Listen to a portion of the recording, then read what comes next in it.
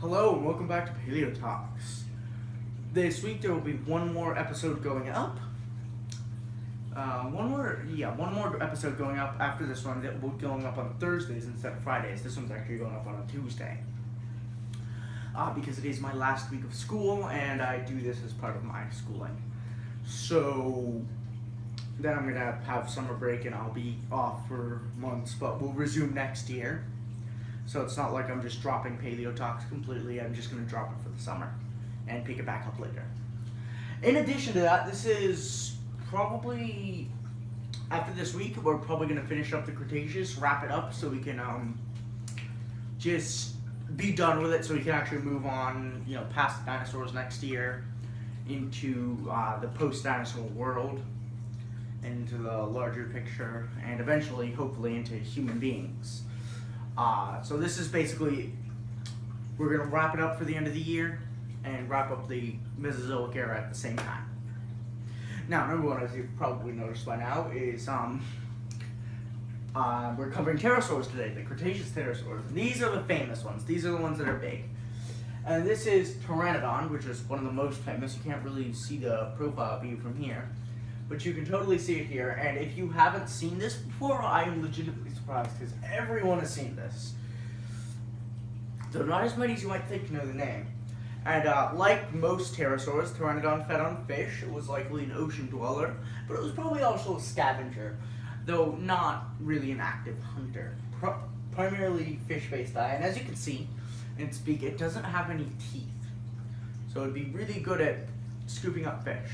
Now, another thing we have is Quetzalcoatlus, and you can see how this is the largest pterosaur ever to live.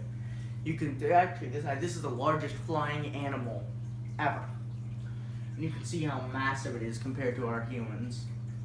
And here we go is another size comparison, so you can see it's still massive. And here is Argentavius, who we will cover later. It's basically like a mega vulture. And here is Meganeura, who we covered near the beginning of the series. I think it was like episode 3, something like that, and we're on like episode 15 now, 15, 16, something like that. I'll check when I post the video. Yeah, and so you can see, so we've got one that we're covering now, one that we covered before, and one that we're gonna cover. I just thought I'd include this picture to give you a good size reference. Here, I might use it again when we cover him if they don't have an individual picture. But again, Quetzalcoatlus, like a lot of other pterosaurs in this time, had a crest, but it was significantly smaller than Pteranodons.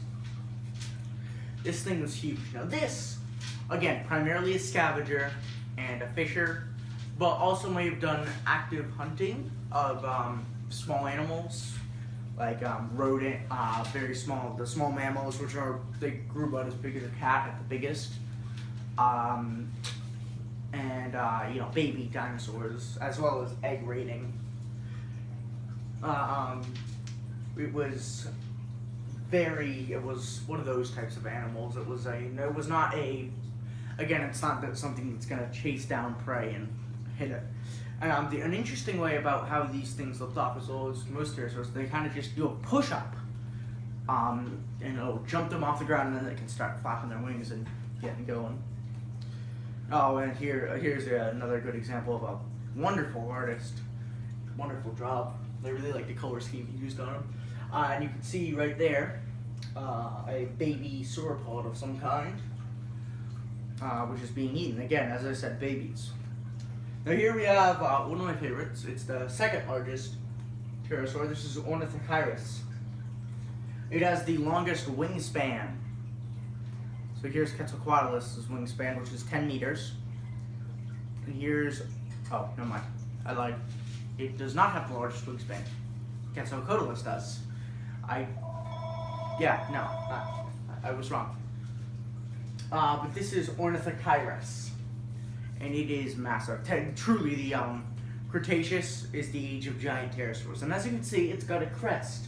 Again, but this crest is unique, as you can see, it's on the bill.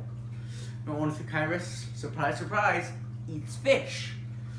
A lot of pterosaurs are coastal animals who ride the thermals above the ocean. It's very easy living. So it is quite large, and like most pterosaurs, Ornithochirus was no different. They're very, very clumsy and slow on land. And these things actually made, as we're not sure about other pterosaurs, but we are positive about Ornithochirus. That was either A, extremely widespread throughout the world, or B, made massive migrations to go to mating grounds, to breeding grounds. As is detailed in Walking with Dinosaurs, Giants of the Sky, that episode. I don't remember what episode it was. I think it was 6. I'm not sure.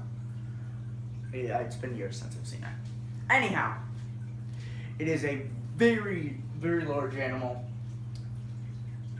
as all of these pterosaurs are. These are some of the largest things ever to take to the skies.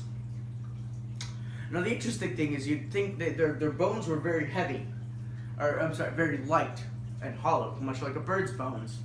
So you would likely not be able to ride a pterosaur. I know, isn't that disappointing? You can't go around riding Pteranodon. As cool as that would be, it would not be able to fly with you on its back, which is sad. You'd probably crush its back, which would be very sad. Yeah, but these things are not cuddly buddy little passive flying things. These things are big mean bats from hell. They are nasty mean. It's, you know, again, they're, while not typically chasing things down, they're still dangerous animals. And this isn't Jurassic Park. They can't pick you up and carry you away. Again, humans are much too heavy for that, as are most animals. So that's why they have to hunt things that are small, like fish or eggs or baby dinosaurs, which they can easily carry away. And at this point, I'm rambling. So I'll see you on Thursday.